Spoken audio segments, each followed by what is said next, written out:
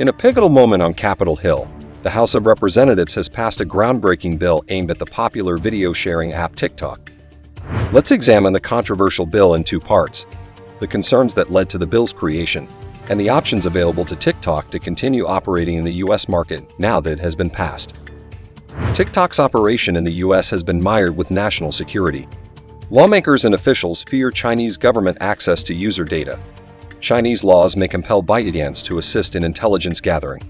The U.S. also believes that TikTok suppresses content unfavorable to Beijing, and a report by the Office of the Director of National Intelligence warns of Chinese government influence via TikTok in U.S. elections.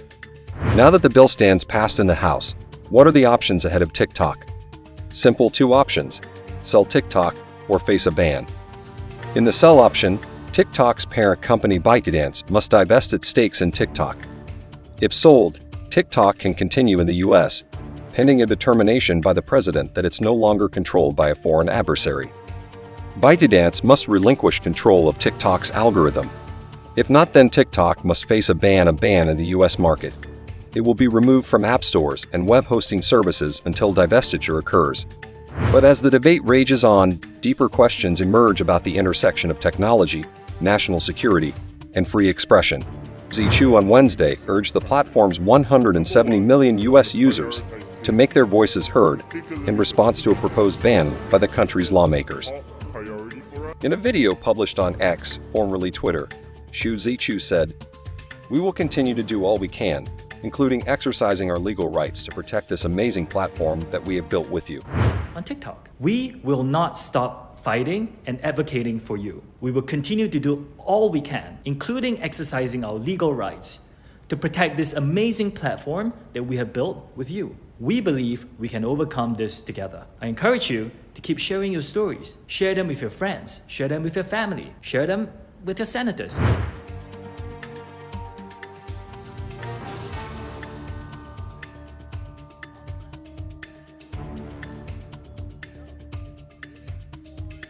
Yet beneath the surface, concerns have brewed over its ownership and data practices.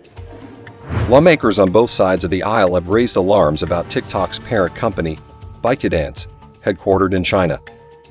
They argue that ByteDance's ties to the Chinese government could pose a significant risk to U.S. national security, potentially granting access to sensitive user data.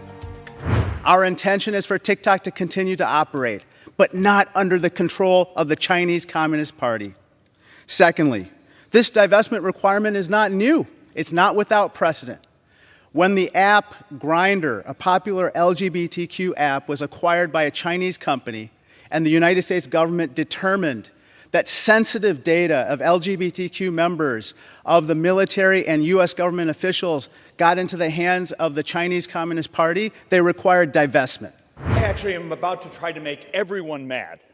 Yay! I actually believe data is a private property right. It belongs to you as an American citizen. Your data is a private property right. That will be the only way we end up protecting ourselves from bad actors.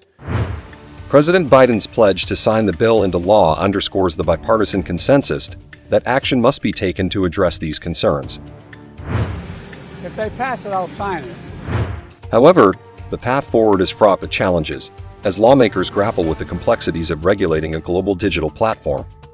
Meanwhile, in Beijing, Chinese officials have fired back at what they perceive as hegemonic moves by the United States.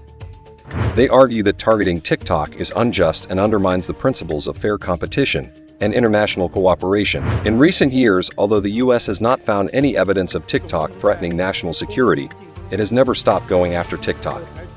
This practice of resorting to hegemonic moves when one cannot succeed in fair competition disrupts normal operations of businesses, undermines international investors' confidence in the investment environment, sabotages the normal international economic and trade order, and will eventually backfire on the U.S. itself. As the bill heads to the Senate, the stakes have never been higher. Senate leaders are tasked with conducting a thorough review, weighing the balance between protecting national security and preserving the rights of millions of TikTok users. House Minority Leader Hakeem Jeffries, representing New York, stands firm against a proposed ban on TikTok, expressing confidence in the Senate's ability to evaluate the legislation carefully. He reassures millions of users that TikTok will remain accessible to those who cherish its presence. I don't support a ban on TikTok. The legislation did not ban TikTok. And I have every confidence in the world that whatever the course of this legislation takes as it goes over to the Senate, that TikTok will remain available to those who continue to enjoy the platform at this very moment. For TikTok users, the uncertainty looms large. Many fear the loss of the beloved platform, while others worry about the implications of unchecked data collection. Yet, amidst the turmoil, voices of resilience and solidarity emerge as users rally to defend their digital home. Beyond the TikTok saga, Congress faces a myriad of pressing issues, from foreign aid to national security reforms. The outcome of these debates will shape the future of American governance and influence policies for generations to come. On Wednesday, as the world watches, the fate of TikTok hangs in the balance.